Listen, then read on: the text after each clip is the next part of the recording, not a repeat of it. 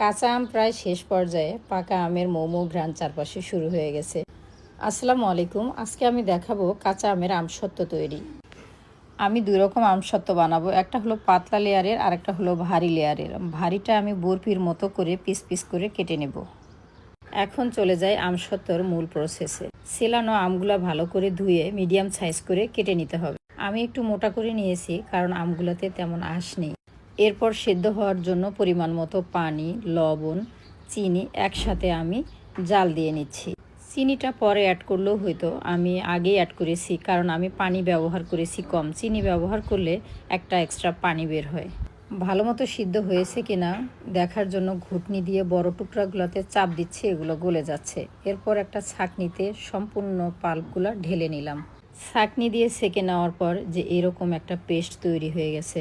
আবার এই মসৃণ পেস্টটি তৈরি করার জন্য ঠান্ডা করে ব্লেন্ড করেও নিতে পারবেন। এই পাল্পগুলোকে এখন চুলায় একটা পাতিল বসিয়ে আবার আমি জাল দিয়ে নিব। আমি দুই রকম আমসত্ত্ব তৈরি করব। একটা হলো টক ঝাল মিষ্টি আর একটা হলো শুধুই মিষ্টি। আমার জ্বালানো হয়ে গেছে, লবণ চিনিও দেখে নিয়েছি, ঠিকঠাক সবই আছে।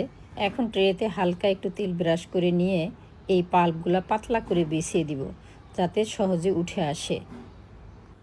আমের পিউরিটা অনেকটা আঠালো হয়ে গেছে, এই জন্য ব্রাশ দিয়ে সমান করে নিচ্ছি যাতে কোথাও উঁচু নিচু না থাকে। গরম অবস্থায় রোদ্রে দেওয়া যাবে না, কিছুক্ষণ এটা ফ্যানের নিচে রাখবো, ঠান্ডা হয়ে গেলে তারপর রোদ্রে দিব। মিষ্টি আমসত্ত্ব তৈরি হয়ে গেল। এখন যেটা করতেছি এটা হলো টক ঝাল মিষ্টি আমসত্ত্ব। পাঁচফোড়নের গুঁড়া মিক্সড করে নেওয়ার পরে এখন মিক্সড করব চিলি ফ্লেক্স। মরিচের গুঁড়া চাইলেও আপনি অ্যাড করতে পারেন, আমার কাছে চিলি ফ্লেক্সেই মজা লাগে। আধ ভাঙ্গা মরিচের গুঁড়া, দাঁতের মধ্যে মরিচের বিচির কামড় পড়লে আমার কাছে বেশ মজা লাগে। পিউরিটা চকচকে ভাব চলে আসছে এবং নিচেও বুদবুদ করতেছে, তার মানে এর পাক হয়ে গেছে, আর জাল দিতে হবে না। আমি এখন একটা ট্রেতে সমস্ত পিউরিগুলো ঢেলে নিব।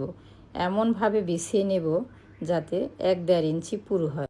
বিছানো হয়ে গেলে এটা কিন্তু সাথে সাথে রোদ দেওয়া যাবে না। প্রথম দিন আমি এটা রোদ্রে দিইনি, ঠান্ডা হওয়ার জন্য ফ্যানের নিচেই রেখেছিলাম। এরপর কড়া রোদ দেখে 3-4 দিন রোদ্রে দিতে হবে। লেয়ারটা অনেক ভারী, শুকাতে এই জন্য কয়েকদিন সময় লেগে যায়। আরও দ্রুত শুকাতে চাইলে রান্না করার সময় গ্যাসের চুলার নিচেও কিন্তু আপনি দিতে পারেন। শুকানো হয়ে গেলে এরকম একটা ডিপ কালার চলে আসে, তখন হাত দিয়ে টাচ করলেও কিন্তু হাতে লেগে যায় না, খুব টাইট লাগে। আমি এখন এগুলা চাকু দিয়ে বরফি আকারে পিস পিস করে কেটে নেব। যেভাবে আমি কেটে নিলাম, আপনি চাইলে যে কোনো শেপ দিয়ে আপনার পছন্দ মতো কেটে নিতে পারেন। এভাবে বক্সে ভর্তি করে ফ্রিজেও রাখা যায়, আবার বাইরে রাখলে মাঝে মাঝে রোদ দিতে হয়, তা না হলে একটু ফাঙ্গাস ফাঙ্গাস ভাব জমে যায়। তবে আমার কাছে ফ্রিজে রাখাই বেস্ট।